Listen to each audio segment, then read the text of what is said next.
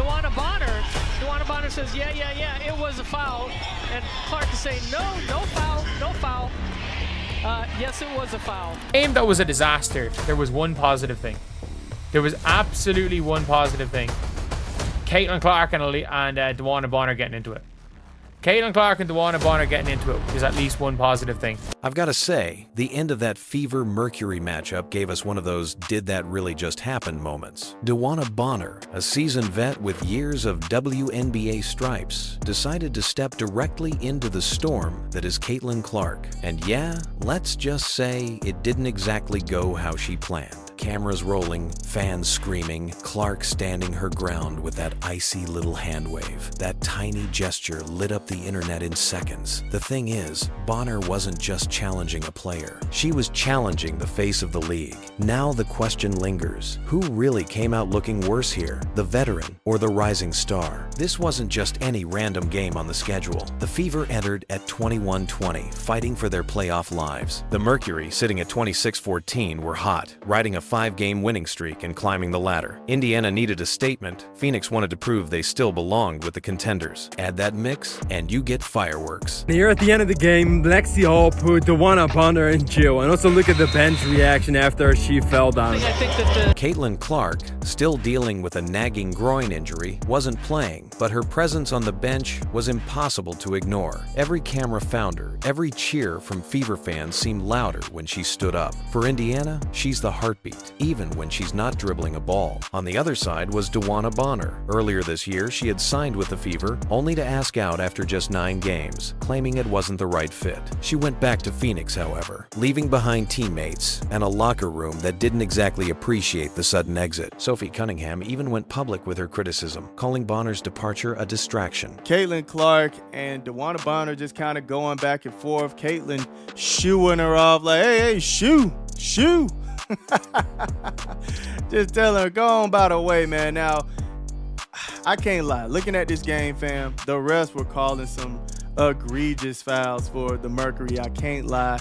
Like, literally, in this one, all Lexi Hall did was this right here. It's it. She didn't do that. She reached for it, missed the ball. I swear, just caressed her wrist. And the ref just calling it.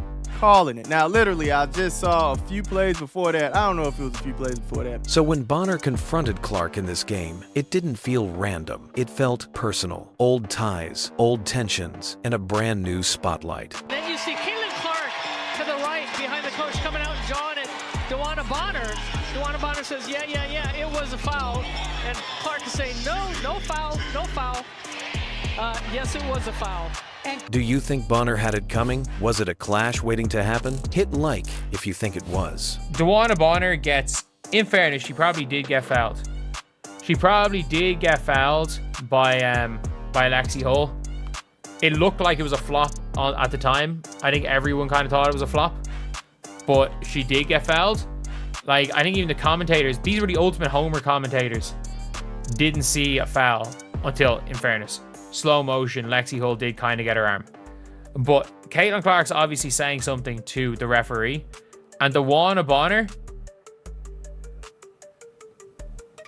is saying challenge or something, because it wasn't being challenged. To be honest, the game itself was already tough to watch for Fever fans. Phoenix came out firing in the second quarter, dropping buckets like they were at an open gym. By halftime, it was 54-39, and Indiana looked flat. Yes, the Fever clawed back in the fourth, but Phoenix still walked away with an 85-79 win. If you're a box score person, that's the headline. But if you're a fan, you know that's not what anyone was talking about after the buzzer. Dewanna Bonner had herself a nice night, scoring 19 points in 25 minutes. A solid vet performance, sure, but all of that got buried under one clip, Clark's wave. One of the only entertaining parts about this game, though, was when a timeout was called, and then Dewanna Bonner and Caitlin Clark had some words. It was right after a foul was called, and I believe it actually was a foul.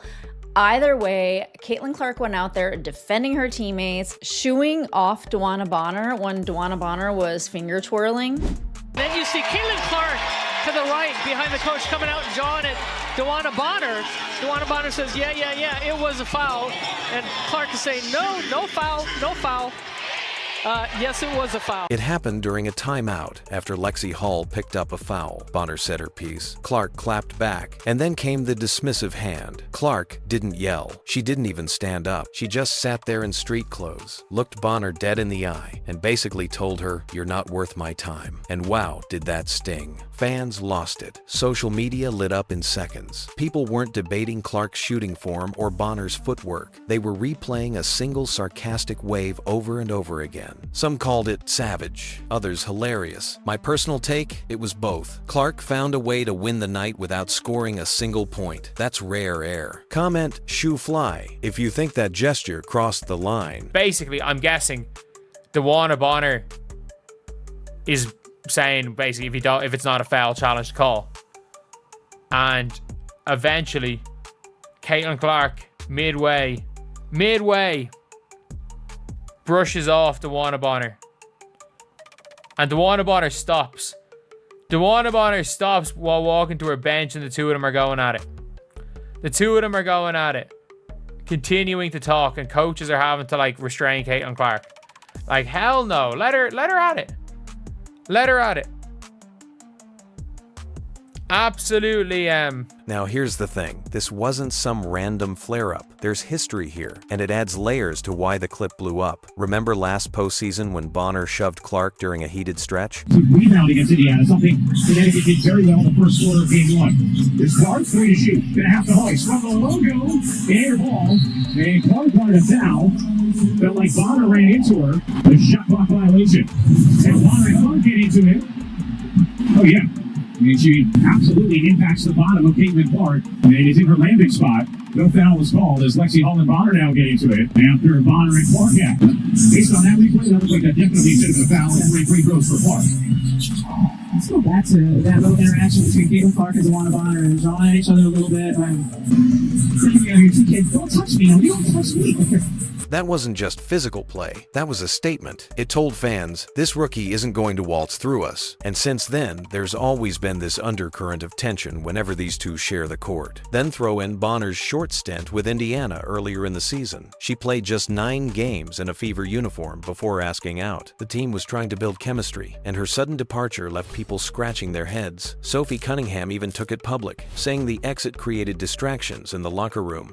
Sophie, you talked about building culture, chemistry, things like that. And obviously, you get heated in the game like today. What did it mean to have Dewanna have your back? I mean, I'm kidding. It's competitive nature, but what did it mean to have Dewanna step up for you in that moment like that? Man, I'm not surprised. You know, actually, DB was my vet when I got drafted out to Phoenix. And so I know she's not a fighter, but she's not scared to get with it a little bit. And yeah, kind of random thrown to the ground. Maybe I need to hit the weight room. That was not a good look. But she had my back, and I think that's what it's all about, right? I think that we have a huge target on our backs, and I don't think that's a secret. And so making sure that our locker room's like this, and that will naturally flow onto the court. And I think you guys saw that today.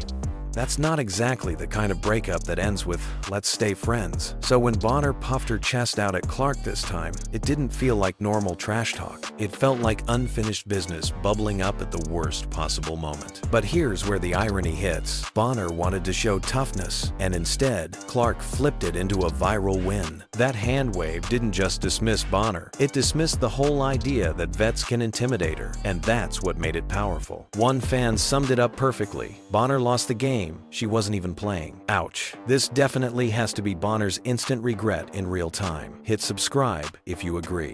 But again, props to Kelsey Mitchell for coming away with 29 points, not letting this be a blowout. She shot 11 for 20. And again, Lexi Hall also had a couple of really nice plays. Like right here, where Satu's on her.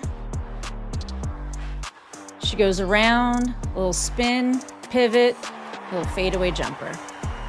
And I don't know, I feel like this is definitely the Indiana Fever's rival team. The admin is constantly taking shots at the Indiana Fever, and after the game, it did seem like Alyssa Thomas in the post-game interview took these kind of slights towards like Steph White and the coaching. When you slow it down, this wasn't really about basketball. It was about brand power. Bonner thought she was putting the rookie in her place. Clark turned it into a flick-of-the-wrist dismissal that said, without words, not today. That tiny motion carried more weight than Bonner's 19 points. Fans immediately chose sides. Fever faithful called it proof that Bonner tried to bully the league's golden star and got embarrassed. Mercury fans defended their vet, saying Clark was cocky from the safety of her sideline chair. Most neutral voices in the media questioned Bonner's judgment. Why even pick that fight? What did she think the clip would look like in the age of instant replays and endless memes? And they're not even going to exist next year. Are they trying to go out with a blaze of glory? I don't know.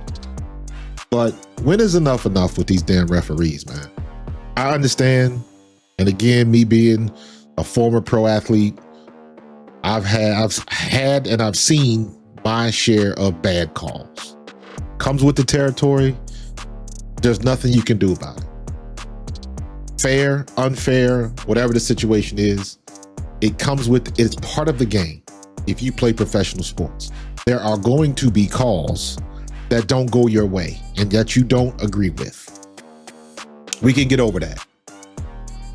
But they have to be in the realm of logic. Even the refs seemed to understand what was happening. No whistle, no tech, no attempt to break it up. They just froze, letting the cameras soak in every second. And that silence almost gave Clark more stage presence than if she'd been on the court. By the final buzzer, Phoenix had the win, but the internet didn't care. Bonner's stat line was buried under a flood of GIFs, memes, and sarcastic wave-by edits. She became the punchline, while Clark, in street clothes, became the story. No wonder many still think that moment defined the game more than the final buzzer. On both sides of the ball. Huge advantage. I mean, like you said, we played, 2 years?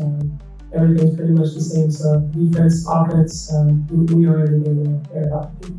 Damn, so she's basically saying Steph White doesn't change it up at all, and she knows everything they're about to do. They're super predictable, and whether or not this is true, that's definitely kind of like shots at your former coach. But that wasn't all she said. She talked about how the Indiana Fever are basically free throw merchants, which is kind of confusing. Like, there maybe have been a couple games where they get some free throws, but like, of all teams in the W to say that they get to the free throw line a lot, it's definitely not the Indiana Fever. And here's where things get bigger than one game. What we just saw is the Caitlin Clark effect. She doesn't need to touch a basketball to dominate the narrative. One gesture, one camera shot, and the conversation across the league shifted. That's a tough pill to swallow for veterans. Players like Bonner, who've logged more than a decade of battles, are used to commanding respect on the floor. But now, a rookie in jeans and sneakers can steal the show without checking in. That flips the natural order of things. It explains why teams like Phoenix, or even Detroit earlier in the season, sometimes can't resist going at her. They feel the control slipping. The Mercury, to be clear, had plenty to celebrate. This was their 5th straight win, pushing them up the standings, while Indiana dropped to the 8th seed. But ask anyone who watched, did you hear about the streak, or did you hear about the wave? The answer proves the point. The league's narrative tilted away from Phoenix's surge and straight into Clark's orbit. Yeah, I said earlier, they're trying to run. So we just form a game plan around that. And we know they're a team that likes to get to the free throw line. And our goal is just to get second chance opportunities and just contest that. And here's the irony. Bonner wanted to demand respect in that moment. Instead, she handed Clark another chapter in her legend. The clip added fuel to the idea that Clark can't be rattled, that she lives for these spotlight moments, even when she's not suited up. That raises the bigger question, though. Is this kind of drama good for the WNBA? On one hand, it brings in eyeballs. On the other, it risks overshadowing the actual basketball growth happening every night. Maybe this is just the new game, where drama and highlights share equal weight with stats. Will moments like this keep building Clark's unstoppable rise, or should veterans find smarter ways to test her? What do you think? Is Clark untouchable, or do vets need to teach her lessons a different way? And Dewanna Bonner, second highest scorer on the team. She came away with 19 points, and the way that I look at Dewanna Bonner's game, it looks like she is that good because Alyssa Thomas just feeds her the ball. In this game, I saw her running up the court in ways that I never saw her running up the court with the Indiana Fever. It's kind of bizarre, actually. Like, I don't know where this game came from. Like, when she entered the Indiana Fever, I was really excited because I did watch her on the Connecticut Sun. So here's where we land. Dewanna Bonner screwed up. The Fever lost. The Mercury kept their streak alive, and the standings shifted. But none of that is what people will remember. Instead, it's the sideline superstar who stole the night. One hand wave from Caitlin Clark turned Bonner's fire into instant regret and made sure the clip outlived the scoreboard. The Fever may be scrambling, the Mercury may be cruising, but the league belongs to whoever controls the story. Right now, that's Clark. Is this a season-defining flashpoint, or just another viral footnote in her rise? In case you haven't already, smash like if you think Clark just won without the ball, and subscribe now, because this drama is only heating up.